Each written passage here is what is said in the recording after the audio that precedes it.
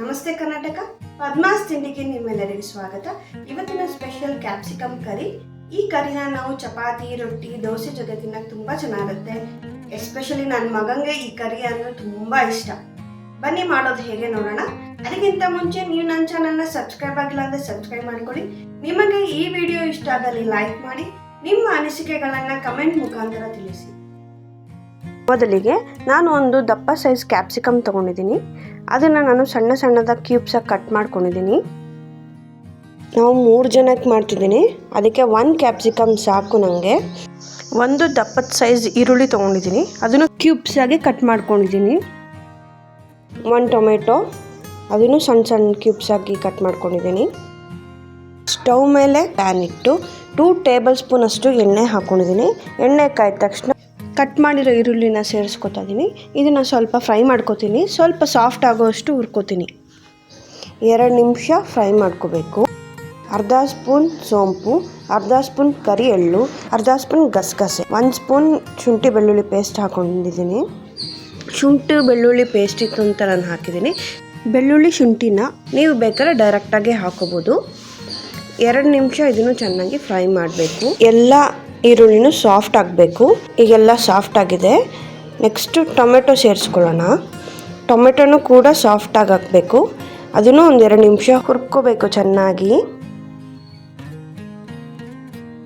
ಟೊಮೆಟೊನೂ soft ಆಗಿದೆ. ಇವಾಗ ಗೋಡಂಬಿನ ಸೇರಿಸ್ಕೊತಾ ಇದ್ದೀನಿ. ಇದನ್ನು ಹುರ್ಕೋತಾ ಇದ್ದೀನಿ. ಚೆನ್ನಾಗಿ ಫ್ರೈ ಆಗಿದೆ. ಇವಾಗ ಇದನ್ನು ಕಂಪ್ಲೀಟಾಗಿ ಕೂಲಾಗಿ ಬಿಡಬೇಕು. ಕೂಲ್ ಆದಮೇಲೆ ಮಿಕ್ಸಿ ಜಾರ್ಗೆ ಹಾಕ್ಕೊಂಡು ಪೇಸ್ಟ್ ಮಾಡ್ಕೋಬೇಕು.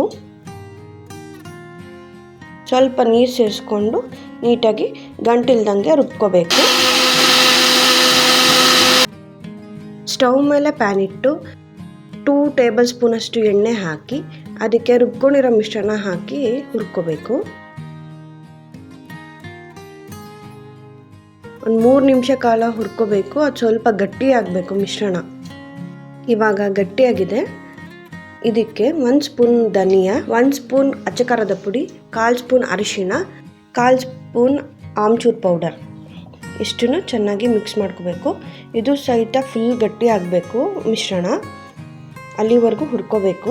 3 ನಿಮಿಷ ಕಾಲ ಹುರಿದ್ರೆ ಗಟ್ಟಿ ಆಗುತ್ತೆ. ಈ ಥಿಕ್ನೆಸ್ ಇರಬೇಕು. ಈಗ ಕಂಪ್ಲೀಟಾಗಿ ಗಟ್ಟಿ ಆಗಿದೆ. ಇದಕ್ಕೆ ನಾವು ಕ್ಯಾಪ್ಸಿಕಮ್ ಹೆಚ್ಕೊಂಡಿದ್ವಲ್ಲ ಕ್ಯೂಬ್ಸಾಗಿ, ಅದನ್ನು ಸೇರಿಸ್ಕೊಳ್ಳೋಣ. ಮಸಾಲೆ ಜೊತೆ ಕ್ಯಾಪ್ಸಿಕಮ್ನ ಚೆನ್ನಾಗಿ ಮಿಕ್ಸ್ ಮಾಡ್ಕೊಳ್ಳೋಣ. ಆ ಮಸಾಲೆ ಅಂಶ ಎಲ್ಲ ಕ್ಯಾಪ್ಸಿಕಮ್ ಹೀರ್ಕೋಬೇಕು. ಜಾರ್ಗೆ ನೀರು ಹಾಕಿ ಸೇರಿಸ್ಕೊತಾ ಇದ್ದೀನಿ. ಸ್ವಲ್ಪ ನೀರು ಹಾಕ್ಕೊಂಡು ಅದನ್ನು ಮಿಕ್ಸ್ ಮಾಡ್ಕೋಬೇಕು. 2 ನಿಮಿಷ ಇದು ಕುದಿಬೇಕು. ರುಚಿಗೆ ತಕ್ಕಷ್ಟು ಉಪ್ಪನ್ನು ಸೇರಿಸ್ಕೊತಾ ಇದ್ದೀನಿ. ಸೇರಿಸಿ ಮಿಕ್ಸ್ ಮಾಡಿಕೊಂಡು ಇದನ್ನ ಕುದಿಯೋಕೆ ಬಿಡ್ತೀನಿ. ಥಿಕ್ನೆಸ್ ಗಟ್ಟಿ ಆಯಿತು ಅಂತ ನಾನು ಸ್ವಲ್ಪ ನೀರು ಸೇರಿಸ್ಕೊಂಡಿದ್ದೀನಿ. ಚೆನ್ನಾಗಿ ಮಿಕ್ಸ್ ಮಾಡ್ಕೋಬೇಕು. ಒಂದು ಸೈಡ್ ನೀರಾಗಿರೋದು, ಇನ್ನೊಂದು ಸೈಡ್ ಗಟ್ಟಿಯಾಗಿರಬಾರ್ದು. ಸ್ವಲ್ಪ ಬೆಲ್ಲ ಸೇರಿಸ್ಕೊತಾ ಇದ್ದೀನಿ.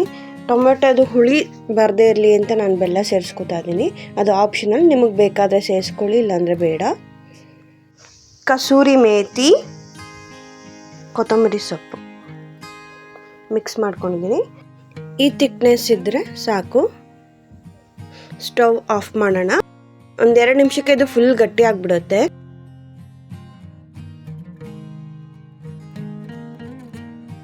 ಕ್ಯಾಪ್ಸಿಕಮ್ ಮಸಾಲ ರೆಡಿ ಆಯಿತು. ಸ್ಮೆಲ್ ತುಂಬ ಚೆನ್ನಾಗಿದೆ. ನಮ್ಮ ಮನೆಯಲ್ಲಿ ಎಲ್ಲರಿಗೂ ಇದನ್ನು ರೊಟ್ಟಿ ಜೊತೆ ತಿನ್ನೋಕ್ಕೆ ತುಂಬ ಇಷ್ಟ. ನೀವು ಟ್ರೈ ಮಾಡಿ. ನಿಮ್ಮ ಅನಿಸಿಕೆಗಳನ್ನು ಕಮೆಂಟಲ್ಲಿ ತಿಳಿಸಿ.